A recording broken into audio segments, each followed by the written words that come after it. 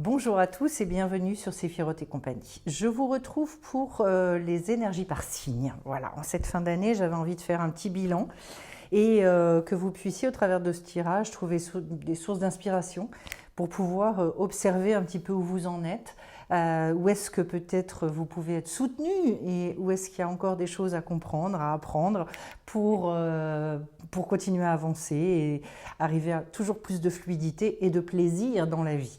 Alors, j'accueille maintenant les béliers, un signe qui est un signe créatif, un signe qui aime mettre en œuvre, qui est dans l'action, qui aussi aime les choses qui se passent vite. Voilà, peut-être un signe qui justement, dans l'énergie qu'il déploie, qui est une énergie formidable, hein, puisque son signe correspond à l'as de bâton dans les cartes du tarot, et donc une énergie vraiment comment est-ce que je peux dire ça, d'explosion, je dis, voilà. Donc, par rapport à vous, les béliers, eh bien, je commence par une lettre qui est le Dalet en hébreu, et donc quatrième lettre de l'alphabet hébraïque qui va concerner donc le fait d'accéder à la royauté, sa royauté, devenir reine, roi de son royaume. Ça veut dire quoi? Ça veut dire, déjà, c'est assez élevé, atteindre un certain niveau de conscience avec le date, et avoir du date dans la Torah, c'est quelque chose de très très fort, parce que c'est du discernement, c'est de la sagesse, c'est plein de choses, voilà. Et ça nécessite, tout ça, de passer par une grande acceptation de sa réalité. Le date, c'est vraiment savoir vivre avec ce que je sais. Et c'est un haut niveau de conscience, puisque en fait, c'est pour ça que ça nécessite cette acceptation profonde de là où on en est. Je ne peux progresser dans ma vie, évoluer, qu'à partir du moment où je cesse finalement d'être en colère par rapport à tout un tas de choses, par rapport à ce que je ne sais pas faire. Voilà, donc il y a une porte à passer manifestement qui est de l'ordre de l'acceptation pour arriver à ce fameux date dont je vous parlais. Au niveau du Keter, j'ai la carte de tempérance avec le hochet. Alors, dans les énergies qui vous dépassent complètement, on est en train de vous dire rééquilibrage et probablement travail profond à partir d'un renouvellement des énergies subtiles, c'est-à-dire être très à l'écoute de ces énergies. Ce n'est pas quelque chose qui est à faire, c'est quelque chose qui est à écouter. C'est pour ça qu'en fait, quand on a un tempérament fonceur, c'est peut-être pas le plus facile, mais en tout cas, il est question vraiment d'accéder à plus d'harmonie, de ressentir plus de fluidité. On est là dans tout ce qui est circulation d'énergie. Donc voilà, peut-être que ça vous parle aussi par rapport à un métier éventuel, de travailler à partir d'un endroit de sérénité intérieure, pardon, beaucoup plus important. Et la carte de tempérance, en fait, elle nous parle aussi beaucoup de respiration, de où est-ce que ça en est au niveau du diaphragme, donc entre le haut et le bas du corps, comment est-ce que les choses se passent, comment est-ce qu'on arrive à harmoniser le conscient et l'inconscient, toutes ces choses-là. Voilà, c'est une carte finalement qui va vers le fait de sortir de la confusion et de retrouver une stabilité et beaucoup plus de fluidité dans sa vie. Avec le hochet, c'est très intéressant parce qu'en fait, on est en train de vous dire que probablement vous êtes en train de chercher très très loin des choses que vous contenez.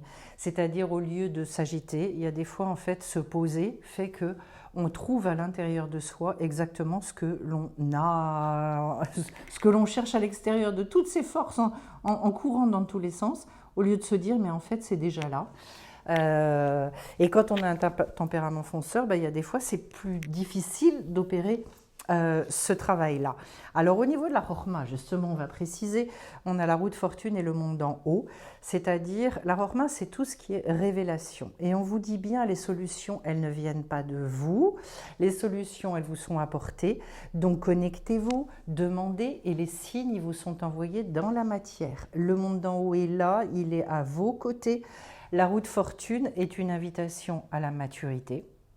C'est une invitation à être beaucoup plus en lien, donc poser des questions sur le fonctionnement de la vie, sur la connaissance de vous-même, sur quelle est ma part et quelle est la part de la vie, de comprendre vraiment comment s'instaure le partenariat en fait, pour augmenter votre confiance. Où en êtes-vous avec votre foi, votre confiance dans la vie, etc.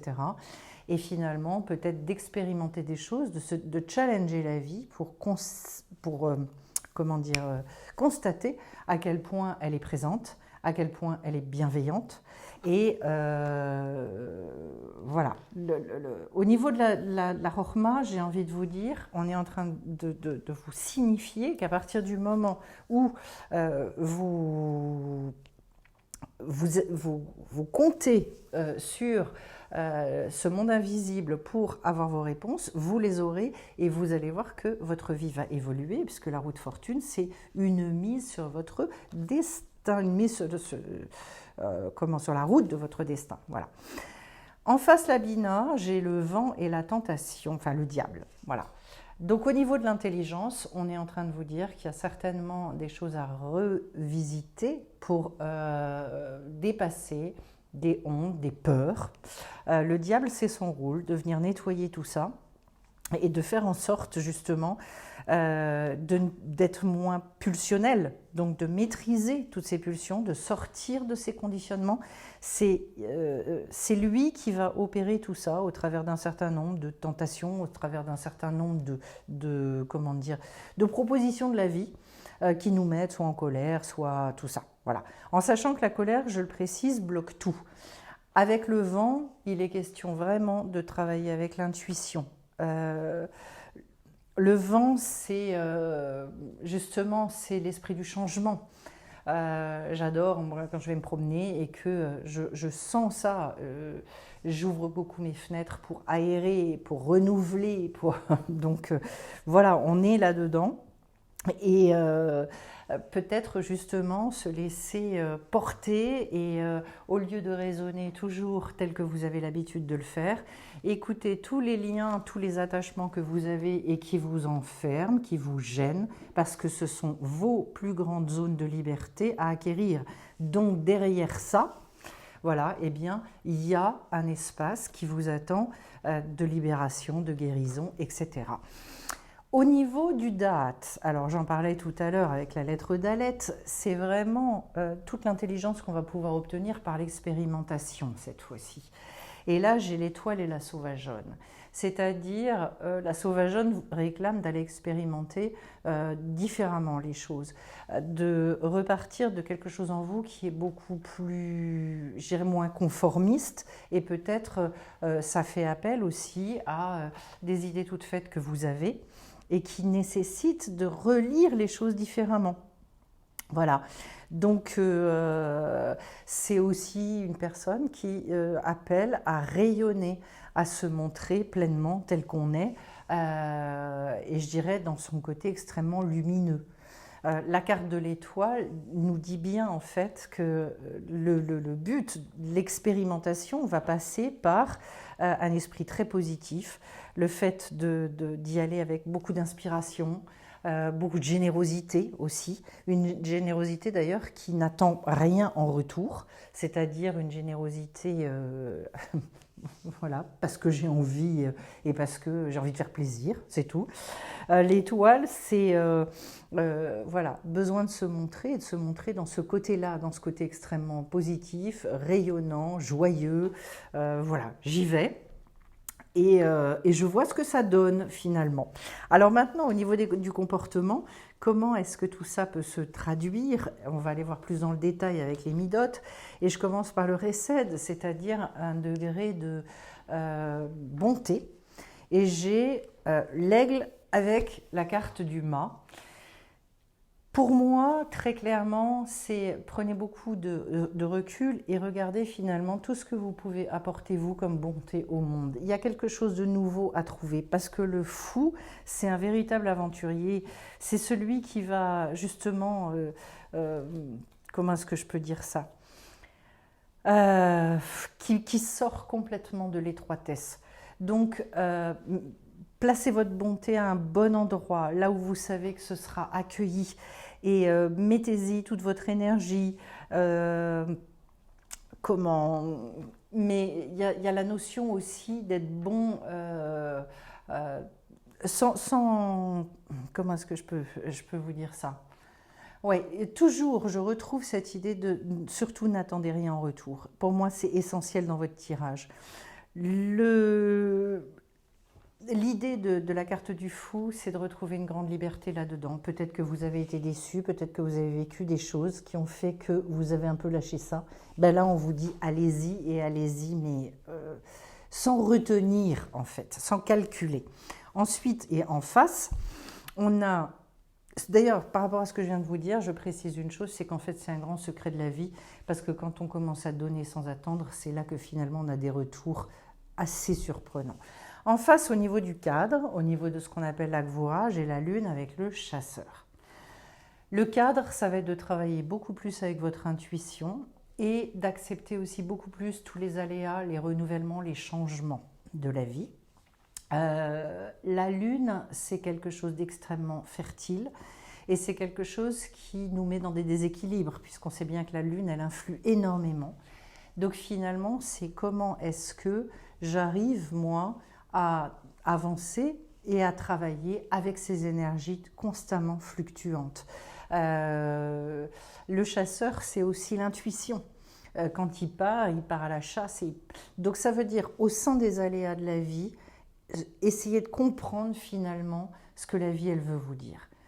Si ça ne se passe pas comme moi j'ai envie, eh bien en fait le principal c'est surtout quel message j'en retire, qu'est-ce que j'en comprends pour pouvoir continuer à me positionner, ne pas avoir la sensation de subir la vie, mais au contraire finalement de coller à la vie, d'être partenaire avec elle, et c'est bien ce dont il est question avec la roue de fortune, pour pouvoir conserver mon équilibre au lieu de me battre contre les événements. Il y a vraiment une notion très forte dans votre tirage d'accepter ce par quoi on vous fait passer. Ensuite, le cœur de mon tirage Tiferet, j'ai la carte de la justice avec la récupération d'âme. Alors, ce qui est intéressant, c'est que bon, je vais commencer par la récupération d'âme parce qu'en fait, on me dit qu'il y a des morceaux de vous, des parties de vous qui ont été éteintes ou en tout cas qui sont enfermées et que vous n'exprimez plus. Et ça ne veut pas dire d'ailleurs que ça ne fait pas partie de vous. La seule chose, ça va bien avec ce que je vous disais tout à l'heure, vous allez probablement chercher très loin des choses qui sont en vous. C'est déjà là. La seule chose, c'est qu'il y a peut-être des nettoyages à faire pour réussir à exprimer ça. Et donc, il y a des décisions à prendre. Par exemple, si je décide justement de voir les choses et de les exprimer positivement, je vais vraiment m'atteler à développer un regard très positif sur la vie pour vous découvrir complètement différemment. Et je pense qu'il faut faire attention, quand j'ai cette carte de récupération d'âme, à quoi est-ce que je m'identifie. Attention à ne pas se prêter certaines choses et à se dire telle maladie ou tel défaut ou tel ceci ou tel cela, c'est moi. Non, c'est pas forcément votre identité. C'est, je dirais, c'est un point, mais c'est pas ce qui vous définit. Donc, la récupération d'âme me montre qu'il y a une autre vision de votre identité à développer. Avec la carte de la justice, donc du tri, j'ai la notion de jugement qui est quand même une notion assez forte aussi avec cette carte-là. La justice, elle va réclamer à un moment donné de faire du tri, d'ordonner les choses. Il y a vraiment besoin avec cette carte de, à la fois de contrôler ses instincts. Vous voyez, on retrouve un petit peu cette notion de contrôle, de renoncer aussi à la perfection. La justice, ici-bas, c'est quelque chose d'imparfait. On est en recherche d'équilibre constant. Donc finalement, il n'y a pas de drame dans le fait qu'il y ait des aléas, dans le fait que tout soit pas tout le temps linéaire dans ma vie. Si vous recherchez la linéarité, c'est la mort. Le seul moment où ça bouge plus, c'est quand on est mort. Là, c'est fini. Voilà. Donc cette notion de justice, elle est là pour vous dire, attention, pour dépasser ce brouillard mental ou des choses qui vous limitent, eh bien finalement, il y a besoin de se découvrir différemment. Donc de réouvrir beaucoup et d'aller travailler tel qu'on l'a dit ici au niveau de la Bina. Au niveau du Netzach maintenant, j'ai le magicien avec le guerrier lumineux, ce qui montre qu'il y a une nouvelle détermination à trouver. Vous qui êtes des gens extrêmement courageux, qui voulez aller vers la victoire, eh bien on est en train de vous dire il faut repartir avec une énergie nouvelle au niveau du battleur, un nouveau désir de vivre. C'est un grand oui à la vie. Donc quand je vous disais tout à l'heure qu'il y a cette notion d'acceptation de ce qu'on a traversé, c'est important. Acceptation de qui je suis. Et le guerrier lumineux montre que c'est au travers aussi d'une vision très, comment est-ce que je peux dire ça, positive, que justement les choses vont s'ouvrir. Voilà. Quand on met son énergie dans un combat, eh bien, la qualité de cette énergie-là, la manière dont on appréhende les choses, ça doit toujours être dans l'angle de la construction. Et c'est ça le guerrier lumineux, qui finalement va rechercher à avoir des paroles positives, à poser des actes positifs. Donc justement, jusqu'où est-ce que j'ai ce positionnement-là? C'est idéal de repartir avec l'énergie du battleur parce que justement, eh bien, il a la fougue de la jeunesse, il a envie d'être élève de la vie, d'être dans un apprentissage et de se dire je suis là pour apprendre.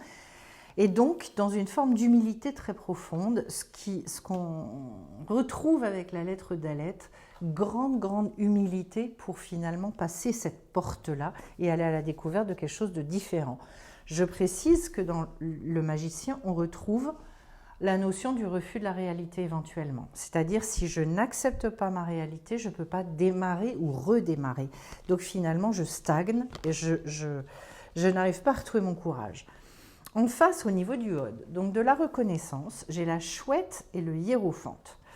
Alors, la reconnaissance, c'est toute la manière dont on regarde la vie. Et la chouette, elle a ça comme particularité d'être nyctalope, c'est-à-dire d'être capable de voir dans la nuit, de voir dans l'obscurité et de dépasser les apparences pour pouvoir percer à jour et vraiment regarder les choses avec une vue d'ailleurs extrêmement perçante, hein, on le sait, tous ces animaux-là. C'est le maître de la nuit, c'est-à-dire que la chouette, elle n'a pas peur de toutes ces zones-là et que finalement, elle arrive à décrypter aussi tous les messages cachés. Alors, ce qui m'intéresse beaucoup, c'est que justement, ce soit les messages de la nuit et pas les messages du jour. Donc, voilà, ne pas rester dans l'aveuglement, ça va sous-entendre justement de se laisser beaucoup guider. Le pape, c'est celui qui justement conseille, guide. C'est celui qui relie aussi le monde spirituel au monde matériel. Donc finalement, c'est une grande source de bénédiction. Et il va rechercher toujours la voie du juste milieu. On n'est pas dans les extrêmes. Et c'est ça, en acceptant cette imperfection de la vie, qui fait qu'on peut en voir la beauté, on peut se réconcilier avec beaucoup de choses. Moi, j'ai la sensation qu'il y a vraiment cette idée de développer un regard complètement différent. Ensuite, au niveau du Yesod, donc le fondement des choses, j'ai la carte de la tour avec la danse des fantômes. Alors là, ce sont deux cartes très fortes qui vous disent déjà éradiquer tout ce qui est remords, culpabilité, regret, etc., etc. La danse des fantômes, c'est tout notre rapport au passé, à quel point on vit avec des dossiers du passé qui sont encore ouverts et qui impactent notre présent. Et là, on vous dit qu'il y a besoin de sortir d'un enfermement, donc d'arrêter de se définir par rapport à ce que j'ai pu vivre, par rapport à mon parcours, par rapport à mes expériences, n'en retirer finalement que les bonnes choses, la sagesse, ce qu'on a pu comprendre de ces expérimentations qui sont là pour nous construire et pas pour nous enfermer justement, en sachant que la Maison Dieu, c'est ce moment où la vie nous met un petit peu un coup de pied aux fesses pour nous dire eh bien, il y a besoin de retrouver une fertilité, donc de se réconcilier profondément avec certaines choses, sortir aussi de l'illusion. Voilà, la maison Dieu ou la tour, c'est aussi, vous savez, cette espèce de toute-puissance, c'est le symbole de la toute-puissance de l'être humain. Et donc, en fait, cette fois-ci, non, je sors de cette toute-puissance-là. Et au contraire, je vais prendre éventuellement les difficultés ou les épreuves de la vie comme un événement libérateur. Voilà. De toute façon, et quand on traverse ce genre de difficultés, c'est précisément pour nous libérer de quelque chose, d'un fil à la patte, de quelque chose qui nous colle et qui n'a plus rien à faire dans nos vies. Voilà, c'est la bonne nouvelle. Ensuite, la malroute, eh bien, j'ai le chariot et le miroir en fumée. Donc, au niveau de notre vie ici-bas, eh bien, ce qu'on est en train de vous dire avec le miroir en fumée, c'est encore, et c'est redondant, le fait de sortir de certaines illusions, d'arriver à discerner les choses, donc de regarder les choses complètement différemment. Il y a pour moi un grand travail à faire sur le regard, et peut-être que c'est justement ce que vous avez eu l'occasion de faire durant cette année. En fait, il est aussi question d'aller regarder au-delà de soi-même. Donc, jusqu'où est-ce que eh bien, telle ou telle chose, ça fait partie de mes capacités, de mes compétences, et donc d'accepter sa réalité justement pour pouvoir, eh bien, je dirais, trouver l'infini au sein du fini. Parce que très très souvent, en fait, et plus on a des aspirations élevées, et plus on a tendance à aller rechercher des choses énormes, très très élevées, et à se bloquer parce qu'on n'accepte pas les étapes. Et on vous dit bien avec la carte du chariot, à partir du moment où vous retrouvez une cohérence à l'intérieur, et où vous êtes aligné avec vous-même, et où surtout vous avez accepté et la part d'ombre et la part lumineuse, parce que ça c'est... Voilà. C'est-à-dire, j'arrête de vouloir être parfaite, correspondre à une image de moi-même. Alors à ce moment-là, je vais pouvoir réavancer et je vais pouvoir réexpérimenter en toute humilité et les choses, elles démarrent.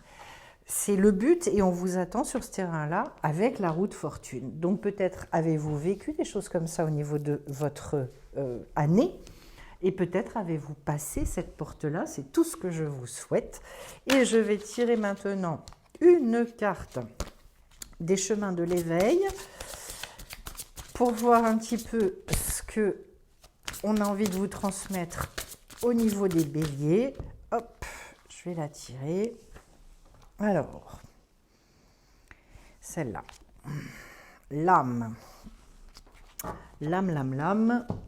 Je vais regarder ce qu'en dit Dylan Collin. Et prendre conscience effectivement de votre âme, prendre conscience que le corps s'abîme s'il ne vibre pas, c'est-à-dire s'il ignore votre âme justement. Voilà. C'est-à-dire finalement toute cette dimension intuitive, toute cette dimension qui vous dépasse. Et c'est vrai pour des gens qui sont vraiment dans l'action, et c'est super d'être ancré, parce que les gens qui n'ont pas d'ancrage et qui ont du mal à s'incarner, eh ben c'est très compliqué pour eux.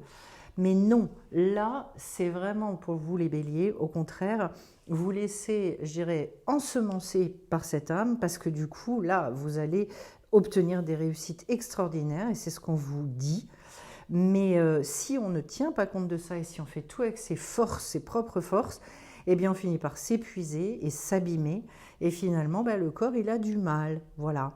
Donc, en fait, il faut se souvenir dans notre incarnation que finalement, le but d'une vie, c'est de découvrir justement cette âme, cette identité profonde, et que notre corps exprime cette chose-là. Et à ce moment-là, effectivement, on peut se décontracter, on peut vraiment rire profondément, voir la vie complètement différemment, arrêter de vouloir se conformer et correspondre à une image, mais vraiment découvrir l'inconnu en soi. Et pour moi, c'est vraiment l'invitation qui vous est faite.